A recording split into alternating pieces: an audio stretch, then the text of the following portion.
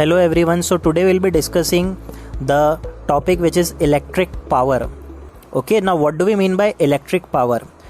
It is the rate at which electric energy is dissipated or consumed in an electric circuit. तो किस rate से energy का consumption हो रहा है या किस रेट से हीट एनर्जी का लॉस हो रहा है, उस rate of loss of heat energy को हम कहते हैं electric power. So electric power के तीन एक्सप्रेशन है, P is equal to V I, P is equal to I square R और you can say P is equal to V square by R. अब ये फॉर्मूला कहाँ से आया है बच्चों? Now if you remember as per Joule's law heat energy is I square R T.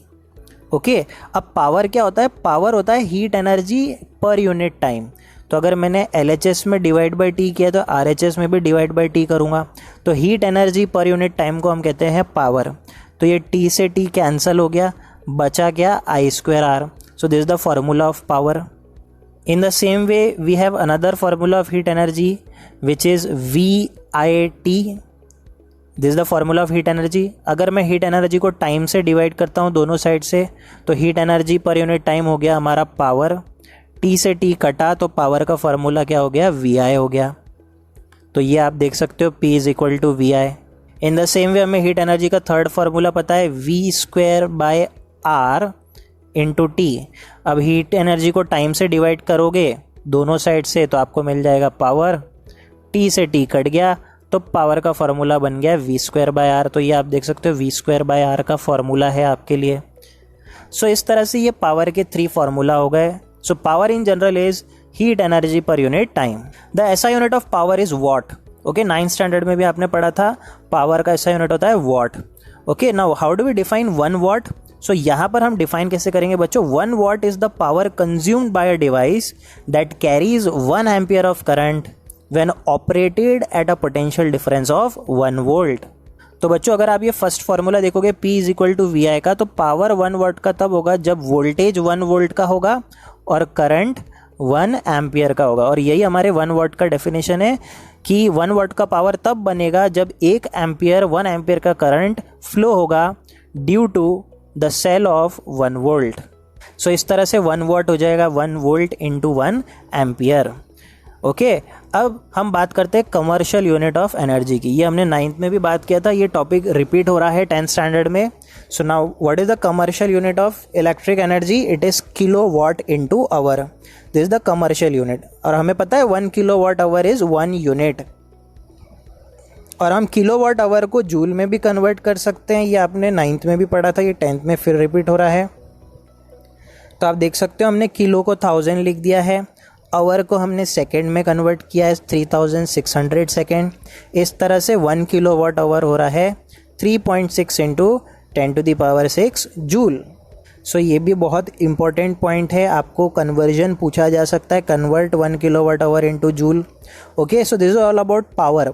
अब इस पर बच्चों हम कुछ प्रॉब्लम्स डिस्कस कर सकते हैं. तो देखिए सबसे पहला क्वेश्चन यहाँ पर है, an electric iron consumes energy at a rate of 840 what. तो यहाँ पर एनर्जी रेट दिया है 840 वॉट. एनर्जी रेट का मतलब होता है पावर. पावर हमें दिया है 840 what. when heating is at the maximum rate and 360 watt when heating is at minimum. सो एक आयरन है जिसको आप ज़्यादा हीट पर ऑपरेट करोगे तो वो पावर डिलीवर करेगा 840 वॉट का, और कम हीट पर ऑपरेट करोगे तो पावर डिलीवर करेगा 360 वॉट का. जो हम आयरन को वोल्टेज दे रहे हैं वो है 220 वोल्ट. हमें पूछा जा रहा है what are the current and resistance in each case. जब हम उसे हाई हीट पर ऑपरेट करते हैं तो वो कितना करंट कंज्यूम करेगा, और जब उसे लो हीट पर ऑपरेट करते हैं तब वो कितना करंट कंज्यूम करेगा, ये पूछा जा रहा है. साथ ही साथ दोनों केस में उस आयरन का रेजिस्टेंस क्या होगा ये भी पूछा जा रहा है. तो देखिए बच्चों, इस क्वेश्चन में हमें पावर दे रखा है एज 840 वॉट फर्स्ट केस में, हमें वोल्टेज दे रखा है एज 220 वोल्ट, हमें करंट निकालना है. तो आपको पता है पावर का जो सबसे पहला फॉर्मूला है वो है P is equal to V I. तो हमारे पास P है, V है, उससे हम I निकाल लेंगे. ओके, सो बहुत ही सिंपल तरीके से आप देख सकते हो हमने यहाँ पर फॉर्मूला यूज़ किया है P is equal to V I का. तो क्योंकि हमें I कैलकुलेट करना है तो I हो जाएगा P बाई V. तो आप देख सकते हो इस फॉर्मूला में आई हम यूज़ कर रहे हैं P बाई वी, तो P डाल दिया हमने 840 डिवाइड बाई वी, इससे हमें करंट मिल गया है 3.82 एम्पियर्स।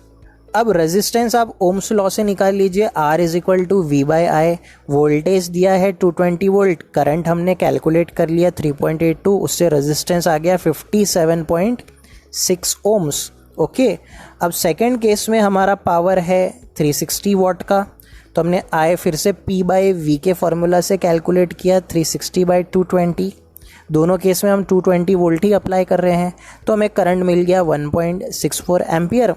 अब हम ओम्स लॉ लगा के R कैलकुलेट कर लेंगे, V बाई आई, वोल्टेज है 220 डिवाइड बाई करंट है 1.64, तो हमें रेजिस्टेंस मिल गया 134.15 ohms. So this is the solution of the question, this is a very important question, इसे आप थॉरली प्रैक्टिस करिए। ओके।